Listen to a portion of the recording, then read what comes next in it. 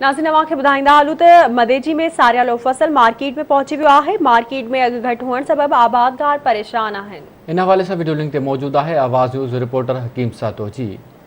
मदेजी ऐं आसपास में सारियालो फसल लही मार्केट में अचणु शुरू थियो आहे, पर हितां आबादगारनि जो चवणु आहे त सारियालो फसल लहण सबबि ई हितां जा जेके वापारी आहिनि दुकानदार आहिनि घटि रेट मुक़ररु करे छॾियो आहे, जंहिं सबबि असांखे ख़र्चु न पियो निकिरे। अचो त हिन हिसाब सां आबादगारनि सां ॻाल्हि ॿोल कयो, जो छा चवणु आहे।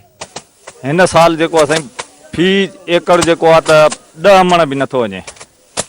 तव्हां पाण ॾिसो था जेको आहे त सभु पापड़ी आहे, कुझु ॿिज बि न कुलीने, ॿिजनि जो फ़र्क़ु आहे, मौसम जो फ़र्क़ु आहे। तमामु असां परेशान आहियूं बचा पालण लाइ। असांजी 850 मथे चढ़नि ई नथा। असां वज़ीर आला सिंध खे अपील था कयूं त जेको आसान अज़ालो कयो वञे। तमामु असां परेशान आहियूं, असांजे बचनि जी रोज़ी आहे। न कुल ॿिज न कुझु असांजो इंसाफ़ करे। असां माना फसलनि जो ज़्यान आहे अधु घणो, असां एॾी महिनत कई आहे, उहो असांजो कुझु बि नथो लहे ऐं कुझु बि नथो मिले पियो। को खणे कोन थो। सेलर वारा चवंदा असां साड़ियूं न खणंदासीं। 800 रुपया। हाणे तव्हांजे आॻो साल पर साड़ियूं रुपया 8 आना पकियूं, हेल रुपए में 4 आना बि न आहिनि। रेट नथो मिले, असां वॾी ज़्यादती आहे हिन साल में। असांजो त रेट मिले, असांखे रेट मिले। हुकूमत कॾहिं रेट कढे पाण माल खणे छा बि करे, भाई असांजे हिन महिल त कुड़ी ग़रीब कुल मरी विया आहिनि।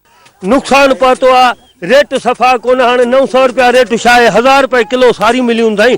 5000 जी थैली आहे जेका साईं अॻे तव्हां मिले थी असांखे किलो साड़ियुनि जो अथसि। हुकूमत सां मुतालिबो असांजो इहो ई आहे त असां ग़रीबनि सां महिरबानी कनि, असांजो रेट वधाइनि। तव्हां हितां जे आबादगारनि जा वीचार ॿुधा, हुननि जो चवणु आहे त हिकु त बरसाति जे पाणीअ सबबि, ॿियो नकुली ॿिज दवाऊं ऐं हितां जे वापारियुनि जे हिकटी काम विझण सबबि असां कंगाल थी विया आहियूं, लखे रुपयनि जा कर्ज़ी बणिजी विया आहियूं। हुननि सिंध हुकूमत ऐं सरहंदी वारनि खे अपील कई त असांखे मुआवज़ो ॾिनो वञे।